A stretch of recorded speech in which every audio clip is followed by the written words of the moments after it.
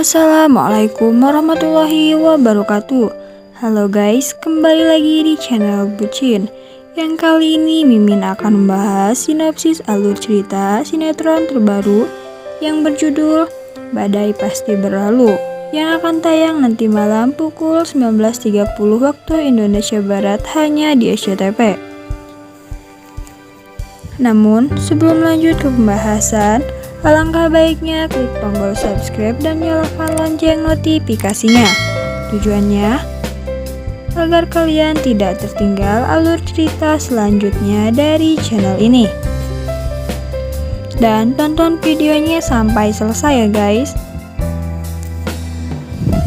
Sinetron Badai Pasti Berlalu akan tayang di SCTV yang dibintangi oleh pemain ternama diantaranya Stephen William yang berperan sebagai Leo, Immanuel Katsarhito sebagai Helmi, dan Michelle Judith yang memerankan sosok Siska, di mana ketiganya dipercaya untuk menjadi pemeran utama. Selain itu ada juga Sunny Slee, Agatha Valerie, Dinda Mahira, Gerald Yohanes, Teuku Ryan, Vira Yuniar, Sila Rizkiana, Ninok Wiryono, IJ Kurniawan, dan Ripat Darwis yang terlibat dalam sinetron yang diproduksi oleh Cinemark ini. Sinetron Badai Pasti Berlalu ini dimulai dari Siska yang menenangkan diri di Labuan Bajo.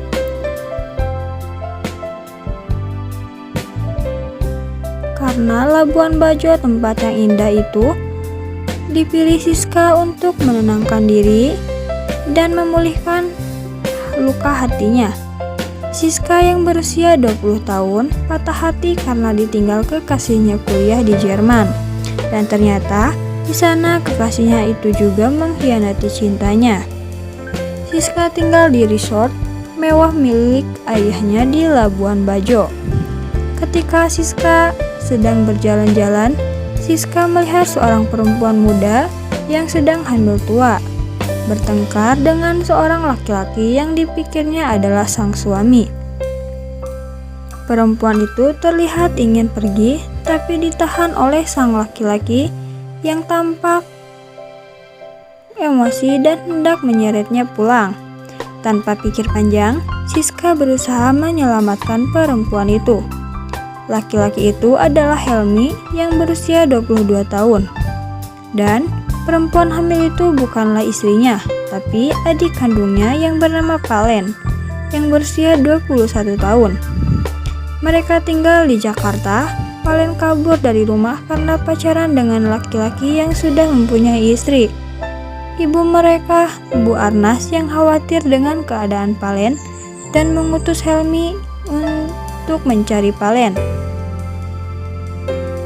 Helmi yang sedang mencoba membawa Palen pulang mendapat rintangan dari Siska.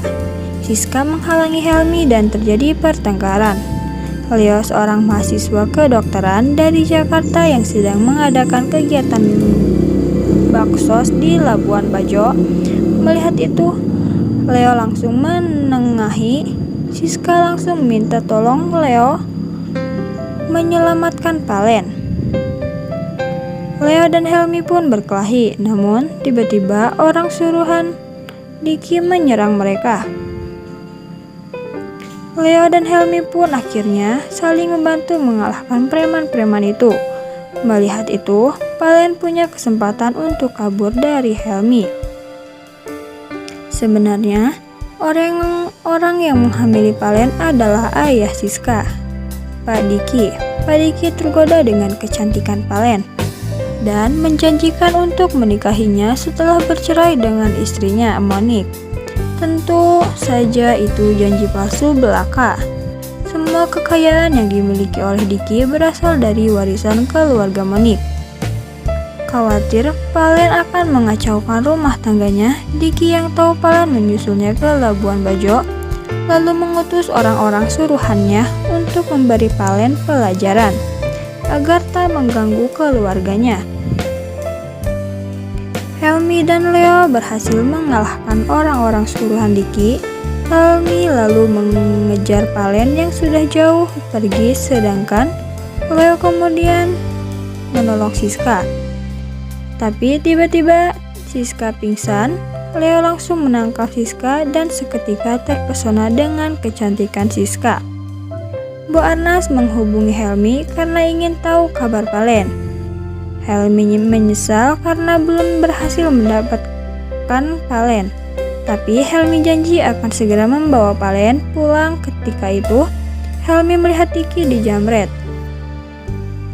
Helmi dengan sigap meringkus jamret itu dan mengembalikan ponsel milik Diki.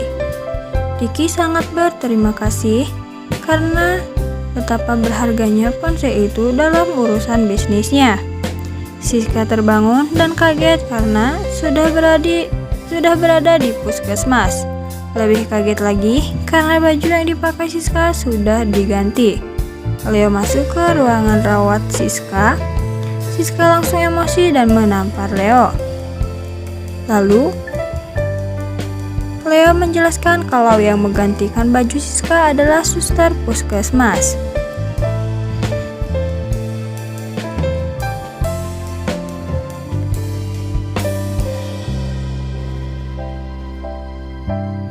Palen berjalan sendirian di jalanan yang sepi sambil memikirkan nasibnya. Sebuah mobil tak terkendali tak sengaja menabrak Palen. Ternyata yang menabrak Palen itu orang-orang suruhan Diki.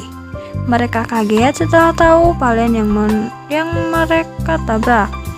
Tapi juga mereka lega, akhirnya tugas dari Diki sudah selesai. Helmi melihat kejadian itu langsung histeris. Helmi langsung membawa Palen ke rumah sakit. Ternyata Palen harus segera dioperasi yang biayanya sangat besar. Helmi pun menelpon ibunya di Jakarta, tapi keluarga juga tidak punya cukup uang. Mauren, adik bungsu Helmi, akhirnya menyerahkan uang kuliahnya untuk membayar biaya rumah sakit Palen. Bayi Palen selamat, namun Palen meninggal dunia.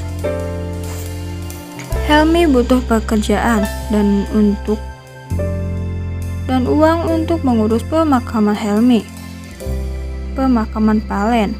Helmi menghubungi Diki yang pernah ditolongnya. Diki meminta Helmi untuk datang ke kantornya. Sementara itu, setelah berhasil mendapatkan nomor Siska, Leo terus gencar melakukan pendekatan. Leo pun ke rumah Siska, namun Siska tidak di rumah. Leo hanya bertamu dengan Monik. Leo pun banyak bicara dengan Monik dan mengungkapkan tentang perasaannya ke Siska. Tak disangka, Monik mendukung Leo. Monik berharap Leo mampu mengobati luka hati Siska. Helmi bertemu dengan Diki di kantornya, tapi Helmi kaget karena di sana juga dia bertemu dengan Siska yang ternyata anak Diki. Diki menjelaskan tugas Helmi adalah jadi pengawal Siska selama di Labuan Bajo ataupun di Jakarta. Siska protes dan mau menjelaskan siapa Helmi. Namun, Diki yang sibuk dengan urusan bisnisnya tak sempat bicara dengan Siska. Setelah Diki pergi, Helmi langsung bicara dengan Siska dan menuduh Siska yang telah menyembunyikan Palen. Helmi mendapat info dari Siska tentang orang-orang suruhan Diki yang pernah terlihat di rumahnya. Tak butuh waktu lama Helmi menemukan keberadaan mereka. Helmi emosi langsung menyerang mereka, tapi ternyata mereka memang cuma orang bayaran.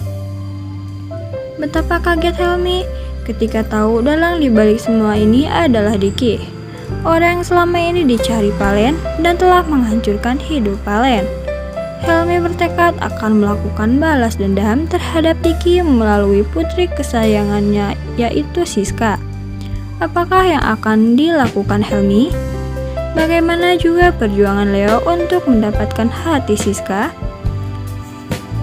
Nah guys, mungkin cukup sekian dulu informasi alur cerita dari channel ini. Dan jangan lupa saksikan tayangan perdana sinetron Badai Pasti Berlalu setiap hari pukul 19.30 waktu Indonesia Barat hanya di SCTV. Terima kasih dan saya pamit. Wassalamualaikum warahmatullahi wabarakatuh.